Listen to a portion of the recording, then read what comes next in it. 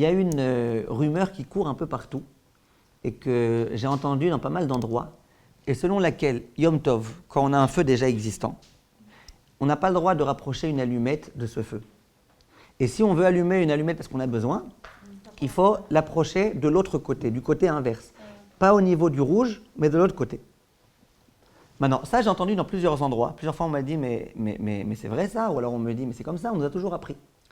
Maintenant, il faut savoir plusieurs choses. D'abord, de stam allumer une allumette Shabbat, Yom Tov, excusez-moi, de dire puisque j'ai un feu existant, donc j'approche une allumette, on n'a pas le droit. On n'a le droit que si on a vraiment besoin de ce feu. Donc si on n'a pas besoin du feu, ça s'appelle Ner Shel Batala dans le Yerushalmi, c'est assaut. Donc ça, déjà, il faut savoir. De la même façon que porter.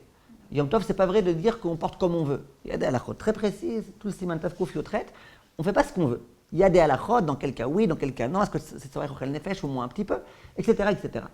Maintenant, le sujet de l'allumette. Il y a un posek qui a voulu dire que le jour de Yom Tov, on a même le droit de frotter une allumette. C'est quoi le chidouche de ce posek? Un posek qui a été beaucoup controversé. Mais c'est quoi son chidouche?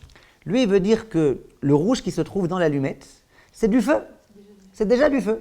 Simplement, il manque juste un petit quelque chose, là, il faut un petit peu le coacher pour qu'il s'allume. Donc juste, tu le frottes et puis voilà. Lui, il veut dire, c'est pas comme quand tu prends du bois dans lequel il n'y a pas ce soufre-là, et que tu prends le bois, tu l'approches d'un feu. Là, tu allumes un feu.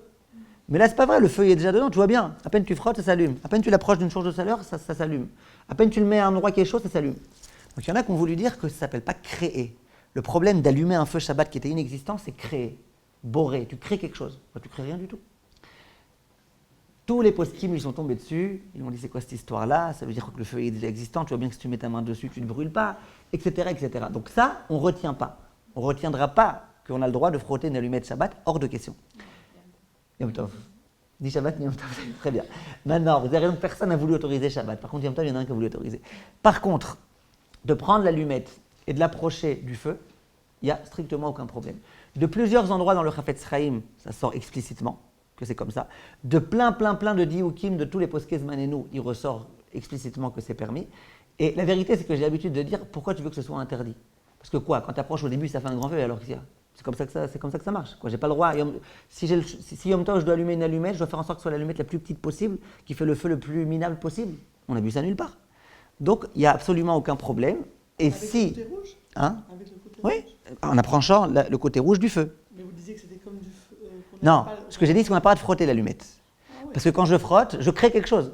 Mais quand je prends l'allumette et que je l'approche du feu, ça change quoi? De quel côté je l'approche? Ça ne change rien du tout. Vous avez compris? Très bien.